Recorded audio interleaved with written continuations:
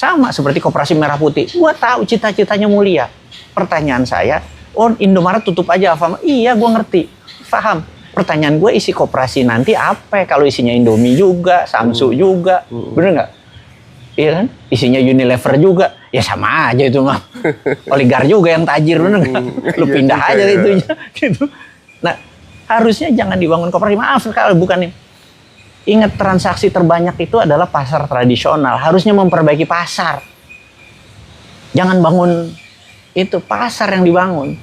Gitu. Jadi pasar yang ada dibangun. Jadi orang jualan sayur, itu kan nggak bisa 24 jam, udah layu. Nah, dengan sayur orang lari ke pasar tradisional lagi. Nah, pasar tradisional cuma ngerapihin gitu doang ya. Terus udah ada cornernya koperasi yang jadi ngelola pasar. Nggak banyak duit yang keluar.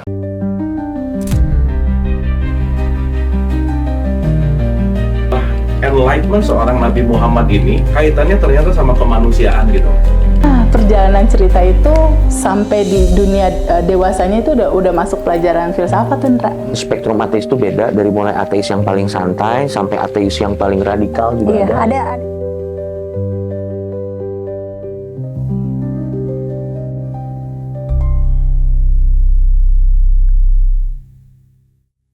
Jadi kita harus bermain di semuanya.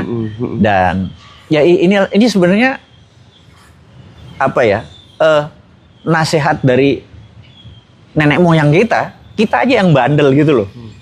Ya udah, sekarang udah diingetin dengan akan terjadinya perang, akan terjadinya cuaca contoh sekarang ini harusnya udah musim kering tapi basah juga sehingga pertanian morat-marit. Anda tahu kan, saya punya di Klaten, kita punya sekian, di Nanggulan saya punya sawah segala macam. Gara-gara ini kan tidak sesederhana mau swasembada pangan. Enggak sederhana. Yang ngomong pasti nggak pernah jadi petani.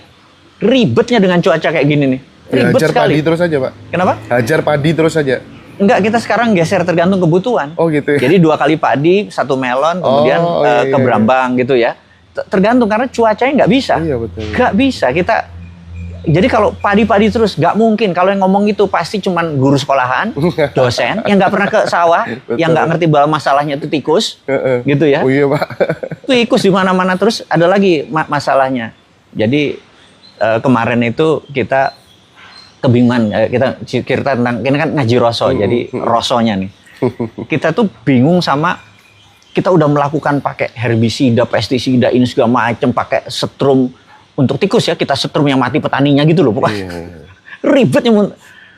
Apakah pemerintah ngerti begituan? Nggak ada.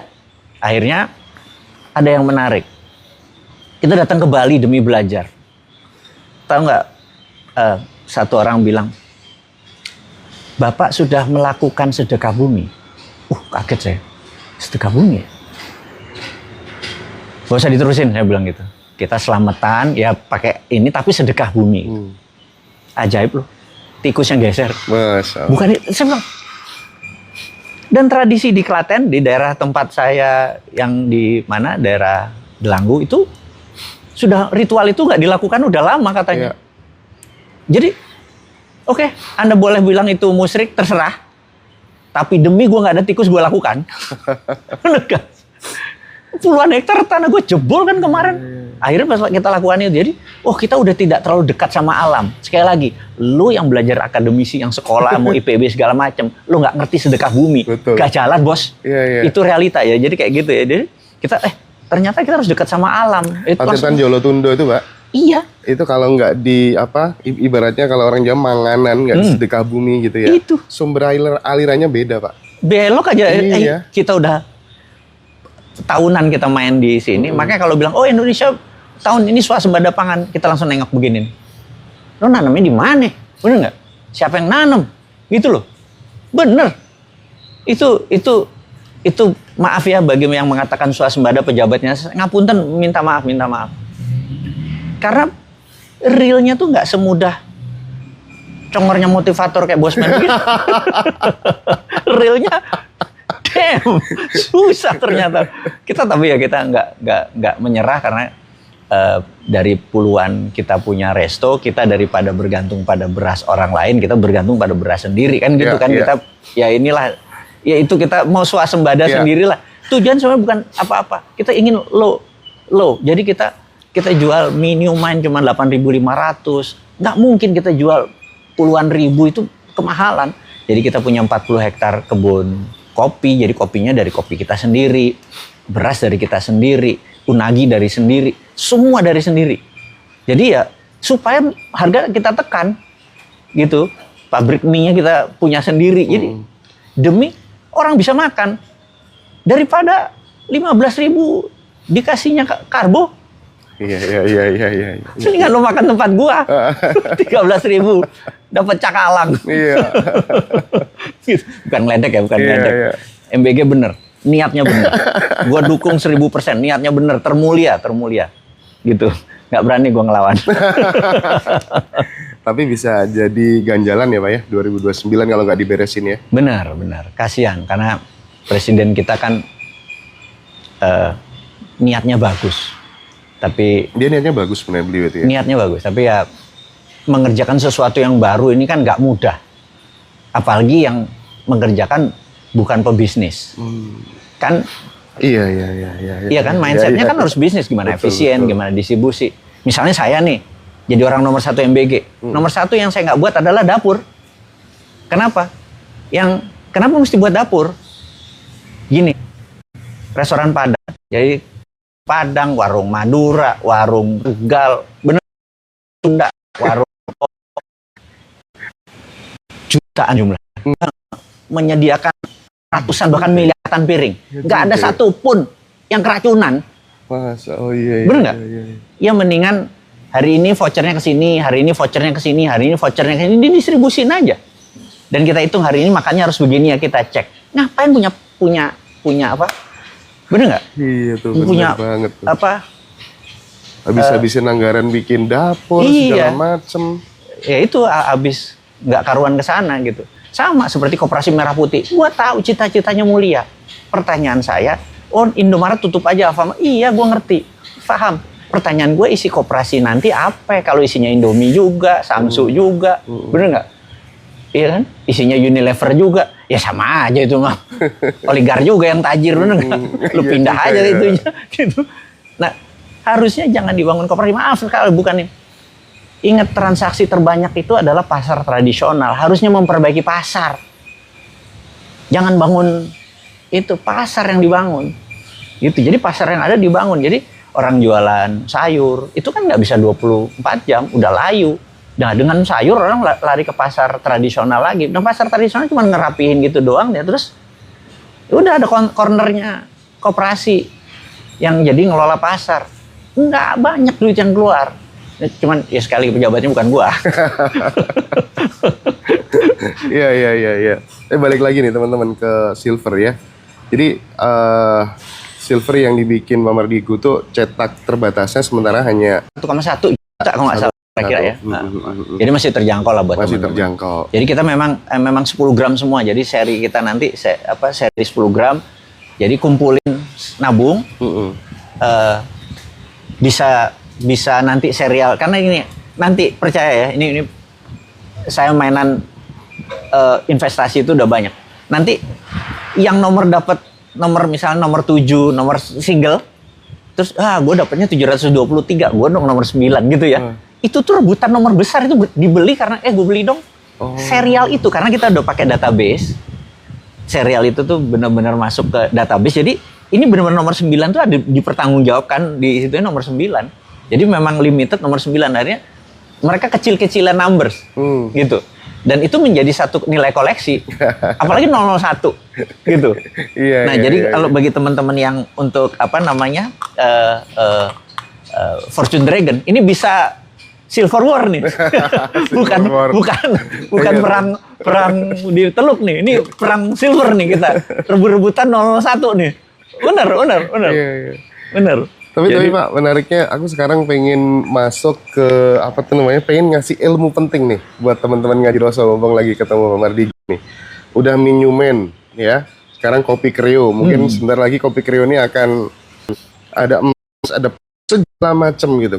Gak ada matinya gitu. Gimana caranya menyadarkan banyak orang bahwa kita itu sebenarnya punya potensi yang sangat luar biasa, tapi kita tidak pernah melakukan inward looking gitu. Kita nggak pernah memaksa kita belum sadar bahwa kita adalah entitas yang tak terbatas. Itu gimana, Pak? Kita itu kalau punya spirit, punya kesadaran ya, melihat daun jatuh aja duit. Gitu. Lihat Bahlil ngomong aja duit gitu. Melihat Prabowo joget aja duit gitu loh. Itu memang apa ya? Memang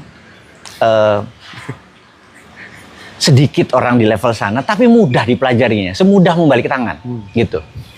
Ada cara keras, yaitu Tuhan memiskinkan perbuatan kita gagal. Itu cara keras. Akhirnya kita fight, bener nggak? Atau kita memaksa diri kita hidup. Gue di pinggir hutan, di pinggir jurang, sehingga gue harus fight. Nah, filosofinya begini. Suatu hari saya diundang di sebuah pertemuan di New York. Pertemuan ini asuransi orang-orang yang memperoleh seluruh dunia. Jadi bukan satu lembaga asuransi, seluruh dunia di New York. Itu acara 3 tahunan. Jadi di depan tuh mereka yang komisinya $5 juta. Jadi bukan omsetnya, komisinya $5 juta depan. Terus belakangnya $1 juta, terus sisanya yang lain-lain. Itu bisa 5.000 orang datang. Terus mereka ini bicara 1, 2, 3. Yang 5 juta ini begitu mereka bicara, kita langsung bilang pantas dia sukses. Karena begitu dia bicara tuh move, kita tergerak gitu. Nah, saya karena baru datang, saya tanya orang sebelah saya, lu pernah kesini sebelumnya? Oh iya. Mana orang paling bagus ngomong dia? Itu tuh, kalau dia ngomong lo denger deh, gitu. Nah, pas saya lihat besok, jadi saya keluar aja gitu kan, saya bukan orang asuransi gitu. Besok dia tuh jam 9:30. 9 saya datang, disampingin lagi. Dia udah bicara belum? Nggak lama nama dia disebut, berdiri dia. Dia ngomong kira-kira 7 menit. Gila, orang berdiri standing ovation. Wah, gila, yang ngomong jago bener gitu. Pantas jualan jago. Terus dikasih 3 pertanyaan. Pada nanya, wah semua orang nanya gitu. Terus ada 1 orang, 2 orang nanya, dia jawab. Jawabannya bener-bener menggugah gitu. Terus ada 1 orang ngotot. Gue mau nanya gitu. Ngotot banget, tapi udah habis waktunya. Terus saking ngototnya orang tuh bilang, iya udah ngomong gitu. Dia nanya, Sir, gue mau nanya, kenapa asal orang ngomong, lu maju ke depan? Padahal suaranya kedengeran keras kok dari manapun. Terus muka orang tuh berubah. Anda tahu, kalau orang in control, dia merubah wajahnya, itu satu ruangan, diem. 5.000 orang, kita juga merasa kayak, oke. Ngerti nggak maksudnya? Itu Anda bisa terasa kalau orang punya wibawa tuh, dia diem gitu aja, terus dia mukanya nggak suka tuh, gitu loh. Diem semua. Dan orang tuh jadi awkward, jadi kikuk, kayak sorry, gue nggak mau buat gini. Terus dia lihat mukanya, terus dia tenangin mukanya, terus dia bilang, kalau dia dari jauh, gue nggak bisa ngerti dia ngomong apa, karena gue totally deaf. Jadi dia ke depan supaya bisa baca bibir. Baru kita, dia ini tuli toh. Lu bilang, wow. Tapi bisa $5 juta. Terus dia bilang, gue cuma mau kasih tahu. Gue adalah seorang suami dengan 3 anak, 1 istri. Gue orang normal seperti lo. Suatu hari, gue bangun tadi tidur siang hari Minggu. Gue gak bisa denger, total deaf. Gue meraung-raung, protes sama Tuhan selama 3 bulan. Tapi nasib gue gak berubah. Akhirnya gue belajar baca bibir. Dan sejak saat itu gue gak pernah perfect lewat telepon. Gue gak bisa, gue gak ketemu orang yang gue baca bibirnya. Dia bilang, gue titip sama lo semua. Jangan sampai Tuhan intervensi hidup lo baru fight seperti gue. That's the lesson, pelajaran hari ini. Itu moral story-nya teman-teman ya. Gila. Cocok kan? Ya udah. Mudah-mudahan menjawab teman-teman semua. Jangan sampai Tuhan intervensi hidup lo baru fight. Kayak gua. Oh, Pak, wajar dia $5 juta, bener nggak? Itu bagi saya move banget. Iya. Berarti kita harus duluan. Nah, teman-teman jadi duluan. Bener nggak? Udah gitulah. Oke. Pak, aku mau satu cerita terakhir dong, Pak. Yang waktu Pak Mardigu ngobrol sama babenya itu.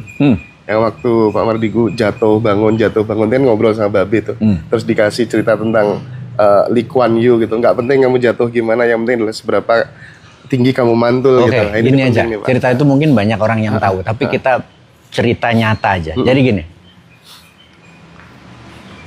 Ini di gedung ini ada 2 gedung.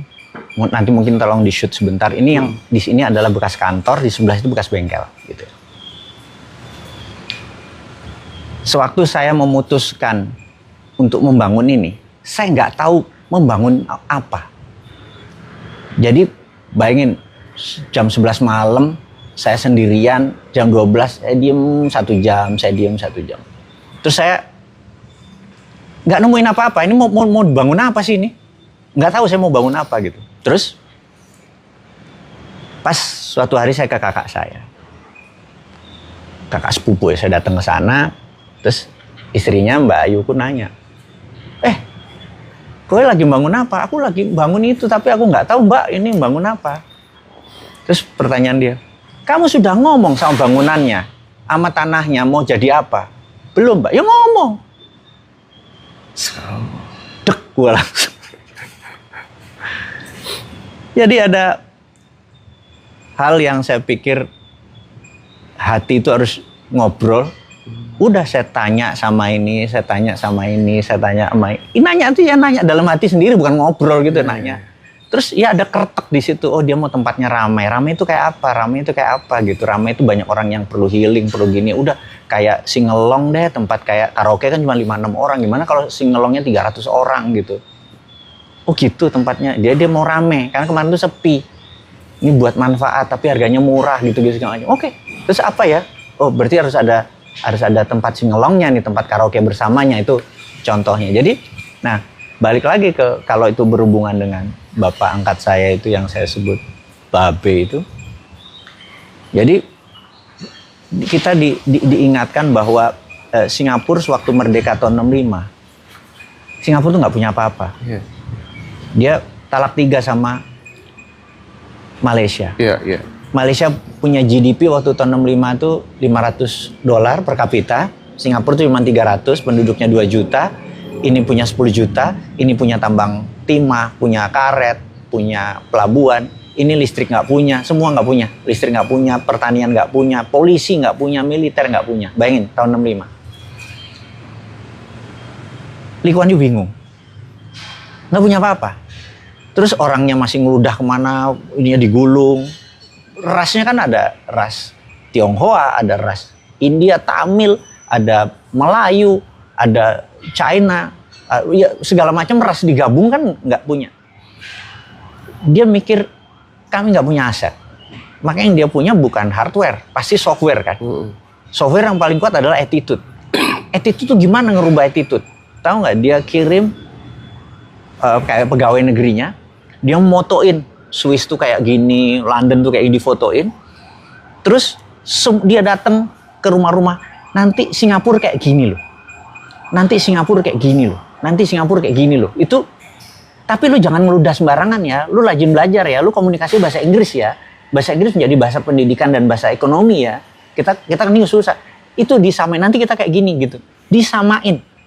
Jadi kolektif beliefnya disamain gitu. Nah, terus dia katanya yes we can gitu. Nah di tahun baru 1996 semua impian yang di situ tercapai. Berapa tahun kemudian? 30 tahun kemudian. Itu di acara tahun baru itu saya nggak ikut, tapi Babe ikut. Dia cerita katanya semua orang sama-sama di 1, 2, 3 countdown itu des 10, 9 itu. Tahu nggak dia teriak apa satu Singapura? Yes we arrive. Kita udah nyampe gitu. Nah, jadi kalau kolektif belief itu tercapai, ya Indonesia bisa merubah segalanya, bener nggak? Tapi mungkin Indonesia terlalu besar. Ya udah, komunitas ngaji Roso, bener nggak? Kita bangun bersama. Yes we can. Kita mau bangun apa nih? Kita punya kolektif belief bersama-sama, bener nggak? Itu aja kita bangun. Iya, Pak. Jadi mudah-mudahan satu rasa nih kita jadi ke depannya. Sip ya. Oke ya teman-teman, nanti yang mau jadi agen silver, mau beli silver, mau jadi agen, silakan nanti hubungi admin Ngaji Roso seperti biasa ya, yang live di TikTok, yang live di YouTube. Nanti termasuk yang mau nabung di dinaran ya, nabung emas atau kemudian mau beli silver fisik karena eranya udah era perang dunia gitu ya. Seperti pesan para tokoh-tokoh termasuk Bosman juga, silakan nanti bisa hubungi kami. Pak Mardigu, terima kasih banyak ya, senang sekali bisa diterima ya. Amin. Sehat terus ya Pak ya. Amin, Matur amin. suwun, Sehat selalu, Pak. sehat Matur selalu. suwun. Nggih.